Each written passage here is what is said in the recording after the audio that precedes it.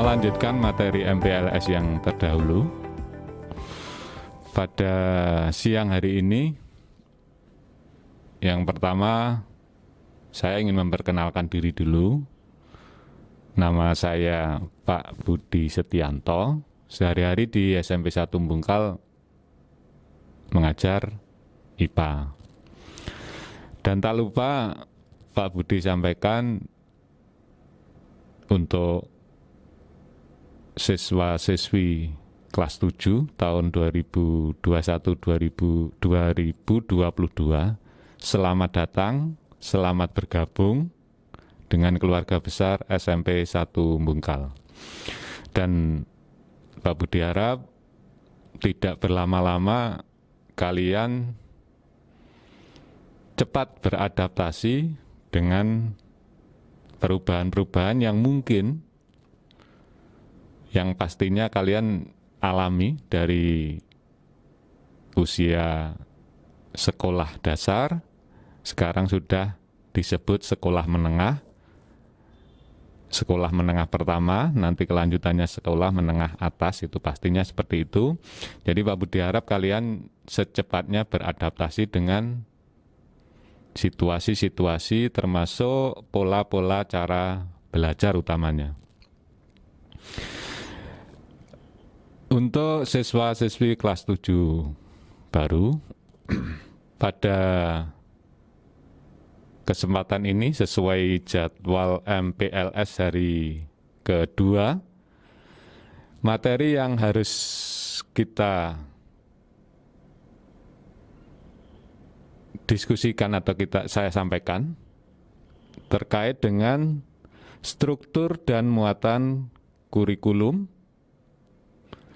kemudian jadwal pelajaran, yang ketiga kriteria kenaikan kelas. Pada pertemuan kali ini nanti Pak Budi tidak secara detail menjelaskan.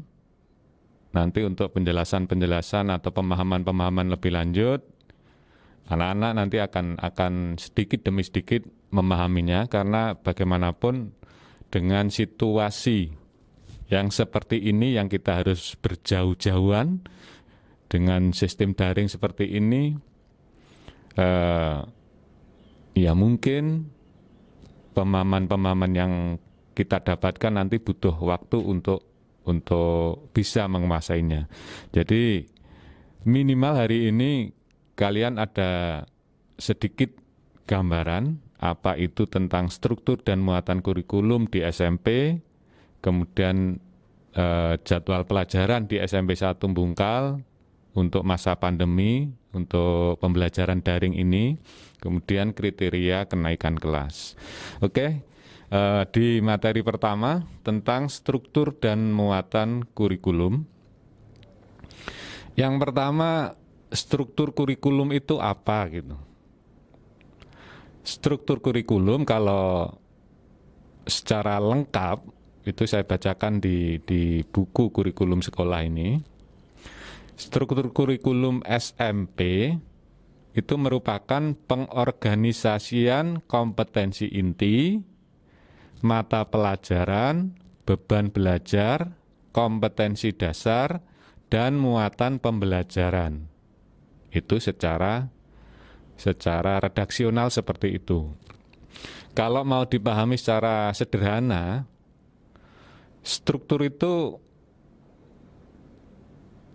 pengorganisasian, jadi pengaturan antara kompetensi inti yang sudah ditentukan, kurikulum pusat, kemudian mata pelajaran, beban belajar yang sudah ditentukan sesuai kurikulum yang berlaku, kompetensi dasar itu kemampuan minimal yang harus dicapai, dan muatan pembelajaran. Itu kalau diorganisasikan itu yang disebut struktur kurikulum. Saya kira tidak perlu panjang-panjang sekali untuk menjelaskan tentang struktur kurikulum, bahwa secara singkat seperti itu. Kemudian ke muatan kurikulum. Setelah struktur, di dalamnya ada muatan kurikulum. Muatan kurikulum itu nanti akan terdiri dari dua muatan yang sifatnya nasional, yang disebut muatan nasional, dan muatan lokal. Muatan nasional sendiri, jadi muatan kurikulum, itu dibagi dua, muatan nasional, muatan lokal.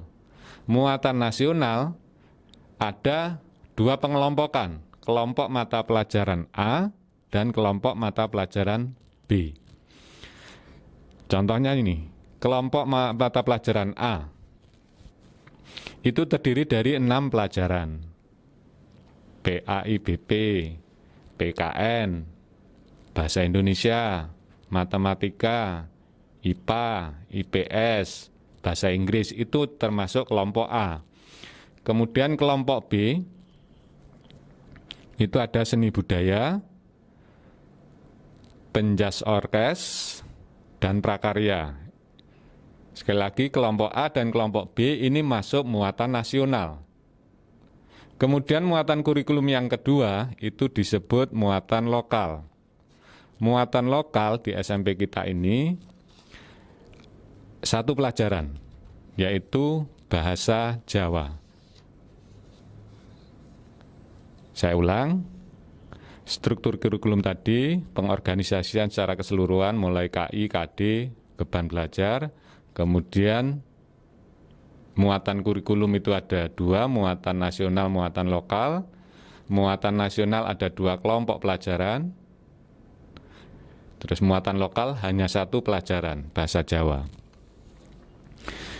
Terus ke poin yang ketiga, pelaksanaan pembelajaran dan penilaian pembelajaran. Sampai hari ini, sampai rekaman ini dibuat, ini bahkan masih diberlakukan PPKM darurat, artinya keadaan masih belum memungkinkan untuk dilakukan pembelajaran tatap muka. Maka proses pelaksanaan pembelajaran selama belum ada izin untuk pelaksanaan pembelajaran tatap muka, maka pembelajaran akan dilaksanakan secara daring. Nah, nanti seperti apa teknik daring di SMP 1 Bungkal, nanti masing-masing guru akan menginformasikan ke siswa-siswi semuanya. Jadi ikuti terus informasi yang akan disampaikan selama proses pembelajaran ini masih bersifat daring ini. Jadi anak-anak harus pantau terus informasinya dan ikuti apapun yang ditugaskan, diperintahkan oleh guru ataupun dari sekolah. Otomatis HP sangat penting sekali dan akses internet, bagaimana usaha siswa-siswi semua untuk sebisa mungkin mendapatkan akses internet. Kemudian penilaian selama daring ini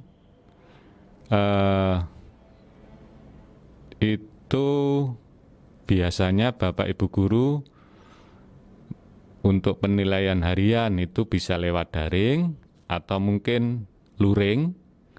Jadi misalkan gini, kalau daring ditugaskan lewat bisa mungkin WA, mungkin IG, mungkin Google Classroom, mungkin Google Form, macam-macam. Nanti pasti disampaikan dan akan diberi penjelasan tekniknya. Terus nilai harian, nilai tugas itu nanti akan dikumpulkan sesuai nanti yang diperintahkan guru masing-masing pelajaran. Anak-anak harus ikuti itu. Kemudian penilaian tengah semester, jadi setelah berjalan kurang lebihnya 2-3 bulan, nanti ada penilaian tengah semester. Kita lihat situasinya nanti, penilaiannya mungkin secara langsung atau di sekolah, atau kalau memang situasinya masih belum memungkinkan juga akan sistem daring. Kita lihat nanti dan kita berdoa semoga keadaan semakin membaik. Untuk tengah semester ada penilaian, kemudian yang terakhir penilaian akhir semester. Itu nanti setelah semester 1 perkiraan sekitar bulan Desember, Januari atau Desember lah, biasanya Desember itu nanti ada penilaian akhir semester 1 dan anak-anak harus persiapkan sejak dini mulai dari awal semester ini. Meskipun sekarang masih murid baru, kalian harus punya target di persiapan akhir semester nanti, karena ternyata untuk ke jenjang berikutnya nilai rapot sangat berpengaruh. Jadi kalian usahakan nilai rapor mulai dari semester 1 kelas 7 ini nilai kalian baik terus, sehingga nanti untuk melanjutkan ke jenjang SMA misalkan atau SMK, kalian tidak ada rasa penyesalan jatuhno seperti itu. Jadi persiapkan mulai sejak dini untuk mendapatkan nilai-nilai rapot yang maksimal. Terus itu tadi struktur dan muatan kurikulum. Kemudian yang nomor 2, poin nomor 2, jadwal pelajaran nanti akan diinformasikan lebih lanjut secara detail. Jadwal pelajaran ini, pelajaran akan dimulai hari Kamis nanti tanggal 15, hari ini tanggal 12, MPLS 3 hari, 12, 13, 14, nanti tanggal 15 akan dimulai kegiatan belajar mengajar yang otomatis masih dalam suasana daring. Yang nomor 3 tentang kriteria kenaikan kelas KKM. Kalau pengalaman tahun kemarin sampai hari ini KKM SMP Bungkal SMP 1 Bungkal belum diputuskan sampai hari ini, sampai rekaman ini dibuat, belum, untuk semester ini belum diputuskan. Tapi mengacu dari semester kemarin, dari tahun kemarin, KKM mata pelajaran itu nilainya 76 minimal.